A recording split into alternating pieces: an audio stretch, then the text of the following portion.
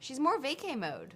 I think Emily has got her hair down, more laid back, more taking in the moments and the scenery and enjoying as opposed to being focused on capturing the moment.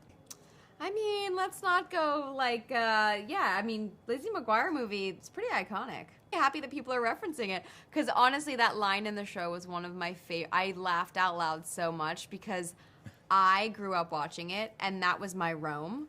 And so when I first came to Rome, I was like, oh my God, that's where Lizzie McGuire went. So now it's just funny because I feel like Emily would also have that reference. So I was so glad. Of course, La Dolce Vita. Of course. But let's give a little love to Lizzie McGuire. I think I've learned a lot about navigating ups and downs and the unexpected from Emily, and whether that's at work or in relationships or friendships. You have to think on your feet. You have to act with love. You have to stay true to who you are. And I think that Emily is being thrown a lot at once in a foreign city, now 2 foreign cities, and it's how you navigate those experiences that define who you are. And so for me, it just teaches me a lot about navigating life. Theater, which I get to do soon, which is very exciting. It was on a dream of mine since I was a kid to be able to do theater, especially on the West End in London. And that is exactly where I'm headed after this, which I'm so excited about, and a whole different new experience for me. I did when I was younger. I drew all the time. I just loved fashion. I would just analyze textures. I'd go to stores and touch fabrics and see colors and shoes, hats, the whole thing. I really wanted to be a designer. So that's probably where my obsession with meeting designers comes from, and just being able to wear art. So who knows, one day. It's definitely something though that is a craft and an art, and I would never want to like half dedicate myself to. It's really important, especially when you're playing a character who for the last few years has always had everything together all the time, and it's just not realistic. There's grounded, relatable things about Emily always, but I feel like it was about time that she had a bit of a break.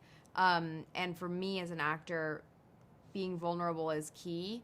It's scary and it can be hard and also very freeing, and I really wanted that for Emily. I was like, girl, breathe.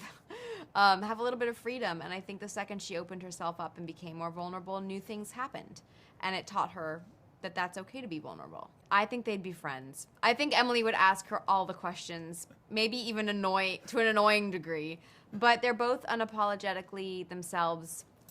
And they both love their work, they love love, they love their friendships, they value their friendships, and they're just loyalists.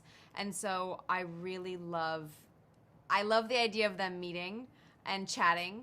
And to even be in the same sentence as the character Carrie Bradshaw is crazy, because I grew up watching it and just loving that show, loving Carrie.